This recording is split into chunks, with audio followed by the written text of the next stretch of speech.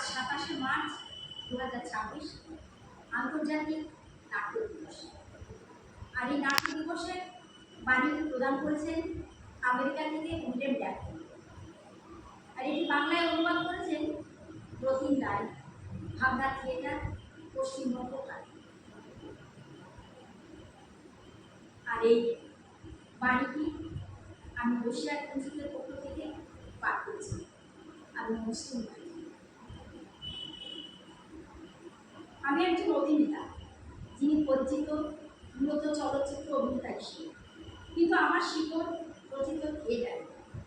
1977 থেকে 2003 সাল পর্যন্ত আমি উস্তাদ দলের একজন সদস্য রূপে নিউ ইয়র্ক শহরের একটা পারফর্মিং গ্যারেজে বিভিন্ন মৌলিক কাজে রূপায়ণ করেছি এবং সেখানে অভিনয় করেছি।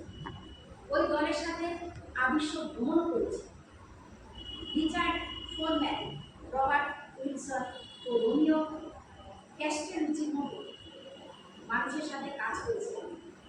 বর্তমানে আমি ভেনিস থিয়েটার বাইনালের শৈল্পিক নিদর্শন হিসেবে যুক্ত। এই যোগদান সমগ্র বিশ্বের ঘটনা প্রবাহ এবং থিয়েটারে ফিরে আসার তীব্র ইচ্ছা আমার মধ্যে এই বিশ্বাসের জন্ম দিয়েছে যে থিয়েটারের এক অনন্য ও সদর্থ ক্ষমতা এবং গুরুত্ব আছে। নিউ ইয়র্ক স্থিত উস্তাদ দলে আমার যাত্রা শুরু হয়েছিল খুব সাধারণ। আমাদের থিয়েটার পারফরমেন্সগুলোতে খুব অল্প দর্শক। এরকম একটা রেওয়াজ ছিল যে অভিনেতাদের থেকে দর্শক সংখ্যা কম হলে প্রদর্শন বাড়ে। কিন্তু আমরা কোনোদিন এমন করি না। এমন অনেক দল ছিল যারা থিয়েটারে প্রশিক্ষিত ছিল না, বরং বিভিন্ন ক্ষেত্রে মানুষেরা একত্রিত হয়ে থিয়েটার করতেন। তাই আমাদের লক্ষ্য এটা মোটেও ছিল না যে প্রদর্শন জারি রাখতেন, বদলে দর্শকের সাথে সাক্ষাৎকে আমরা একটা বাধ্যতা হিসাবে গ্রহণ করেছিলাম। আমরা প্রায় দিনের বেলায় রিহার্সাল করতাম আর সন্ধ্যেবেলা সেটা প্রদর্শন করতাম কাজের অগ্রগতি।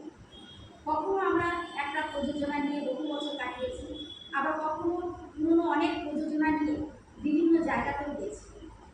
কোনো একটা নাট্য বিষয় নিয়ে দীর্ঘ সময় কাজ করে আমার কাছে ক্লান্তিকর মনে হয় এবং রিহার্সালগুলো কষ্টকর লাগে।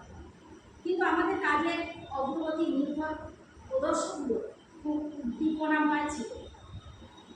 যদিও যে আগ্রহ নিয়ে আমরা কাজটা করতাম তার সাপেক্ষে অপ্রতুল দর্শক সংখ্যা একেবারেই আমাদের একটু সুবিচার করত না। এর ফলে একটা ব্যাপার অন্তত আমি বুঝেছিলাম, দর্শক যত কমই হোক না কেন তারাই থিয়েটারের গান ও চালিকা সাথে। জুয়া খেলার বড় হল ঘরে লেখা থাকে, জিততে গেলে তোমাকে অবশ্যই উপস্থিত থাকতে হবে। ঠিক তেমনই থিয়েটার নামক সৃষ্টিকর্মের পরিকল্পনা ও সৃজন হয় দর্শকের সাথে সরাসরি আদান প্রদান জড়িত অভিজ্ঞতার মাধ্যমে, এবং সেটাই থিয়েটারের মূল জোরের জায়গা।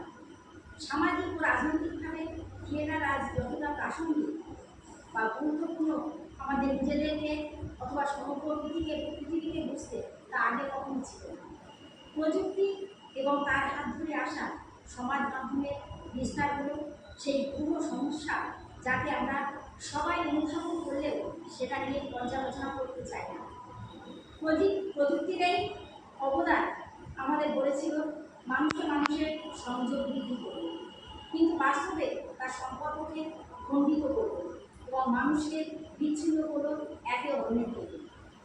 আমি প্রতিদিন আমার কম্পিউটার ব্যবহার করি, যদিও আমি সমাজ মাধ্যমে সংযুক্ত নই। একজন অভিনেতা হিসেবে আমি গুগলের কাছে জানতে চেয়েছি আমার পরিচয় এবং কৃত্রিম বুদ্ধিমত্তার সঙ্গে এ নিয়ে আলোচনাও করেছি। এটা বুঝতে পেরেছি মানুষের সম্পর্কের বিকল্প হিসেবে যন্ত্র দ্বারা তৈরি সম্পর্ক যে অনেক ঝুঁকিপূর্ণ, সেটা অস্বীকার করতে গেলে একজনকে অন্ধ। কিছু প্রযুক্তি আমাদের সহায়তা করলেও একথা মানতেই হবে, আমাদের যোগাযোগের পরিধিতে যে মানুষরা পূর্ণ দিকে রয়েছেন তাকে সম্ভব না জানাটা সত্য এবং বাস্তবতা সম্পর্কে গভীর সমস্যা তৈরি করে। ইন্টারনেট বা অন্তর্জাল আমাদের সামনে কিছু প্রশ্ন রাখতে পারে, কিন্তু থিয়েটার যে বিস্ময়ের বোধ সৃষ্টি করে আমাদের মনে, সেটা কখনোই করতে পারে না। এবং সেই বিষয় যার তাৎপর্য নিহিত মনোযোগ, প্রবৃত্তিতে এবং থিয়েটার নামক কর্মকাণ্ডের বিরুদ্ধে যারা উপস্থিত তাদের প্রতিক্রিয়া ও অভিব্যক্তিকে স্বীকার করে তাদের সঙ্গে স্বতঃস্ফূর্ত সংযোগ স্থাপন। একজন অভিনেতা ও থিয়েটার কর্মী হিসেবে আমি আস্থা রাখি থিয়েটারের প্রতি, যে পৃথিবী বিভেদগামী, প্রত্যুত্তর পরায়ণ এবং হিংসাশ্রয়ী, সেখানে থিয়েটার কর্মী হিসেবে আমাদের লড়াই হলো থিয়েটারকে চিত্ত বিক্ষেপকারী, মনোরঞ্জনকারী ব্যবসায়িক উদ্যোগে যা কিছু অসার সামাজিক প্রথাকে সংরক্ষণ করে সেই হিসেবে আখ্যায়িত না করে তাকে প্রতিষ্ঠিত করা এমন এক শক্তি রূপে যা মানুষকে, সম্প্রদায়কে, সংস্কৃতিকে সংযুক্ত করে। সর্বোপরি প্রসঙ্গকে শেখায় আমরা কোন পথে চলেছি। মহৎ নাট্যকর্ম সেটাই, যেটা আমরা যেভাবে আছি তাকে পরীক্ষার মুখে ফেলে এবং আমাদের উদ্বুদ্ধ করে আমরা যা পেরেছি তা অর্জন করি। আমরা সামাজিক প্রাণী যারা পৃথিবীর সঙ্গে সংযুক্ত হওয়ার জন্য জৈবিকভাবে নির্মিত। আমাদের প্রতিটি ইন্দ্রিয় বাইরের জগতের সঙ্গে সমন্বয় সাধন করতে চায়। এই সব কিছুর মধ্য দিয়ে আমরা আসলে কী বা কারা সে সম্পর্কে একটা বৃহত্তর ধারণায় পৌঁছতে সক্ষম হই।